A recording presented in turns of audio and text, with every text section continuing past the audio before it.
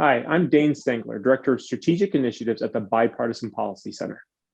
We asked a handful of experts this question: what is the one thing you think Congress or the administration could do and should do to help expand access to capital for American small businesses and entrepreneurs?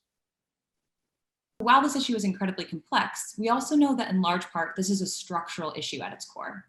The public and private sector are not united around basic priorities of how to finance small businesses or a fundamental understanding of how barriers to access compound.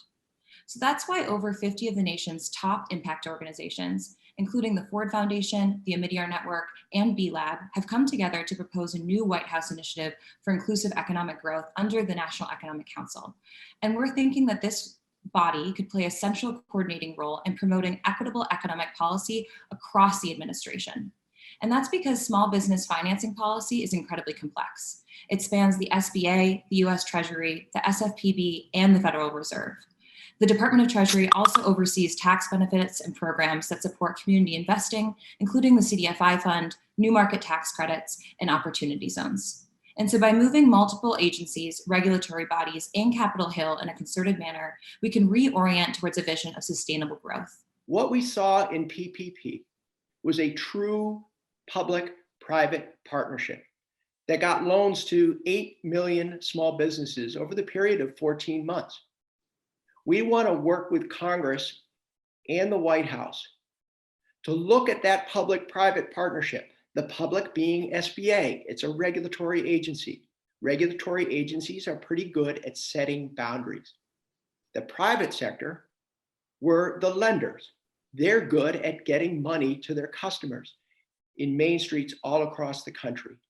And we think that the bridge between that public and private partnership are a set of SBA facilitated volunteers through small business development centers housed at local universities, and SCORE, which is a nationwide network made up of retired entrepreneurs who are connecting business owners with access to capital. The one item that I think should be considered is to expand the eligibility of federal dollars for capital deployment. To date, while there's been historical amounts of dollars committed to entrepreneurs of color, there has been a mismatch of the distribution channels. Banks, CDFIs, and MDIs are just a few of the places where Black entrepreneurs access capital, but many more were overlooked. Nonprofit lenders, fintech companies, cooperatives, and the like, those were all excluded from current opportunities to help deploy capital to get them to those most in need. We believe that policy should be expanded to have more capital providers eligible for dollars from the federal government that also can be levered in the community. It's important to note that entrepreneurs seek speed and coaching along with their capital, which is often better served outside of traditional institutions. The federal government actually already has a tool at its disposal to help small businesses increase access to credit, prevent fraud, and that is in 2019, the Taxpayers First Act mandated that the IRS create an API for the 4506T IES form, which provides tax transcripts instantaneously to third parties.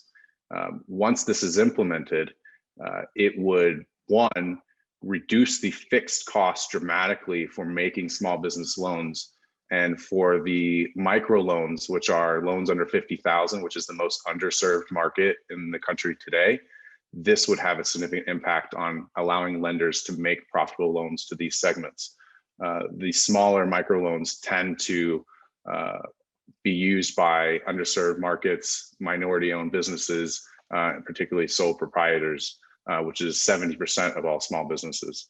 From where I sit working with underrepresented entrepreneurs, the number one most important thing that we should be addressing, whether it comes from the administration or whether we're looking at some kind of congressional body to do a little bit of the research, it's really thinking about how we change the credit box. The number one impediment, particularly for people of low-income communities and for communities of color, is the credit score. So how do we go about adopting alternative data and credit scoring? That alone could allow millions of consumers to access credit, and it changes the game for entrepreneurs.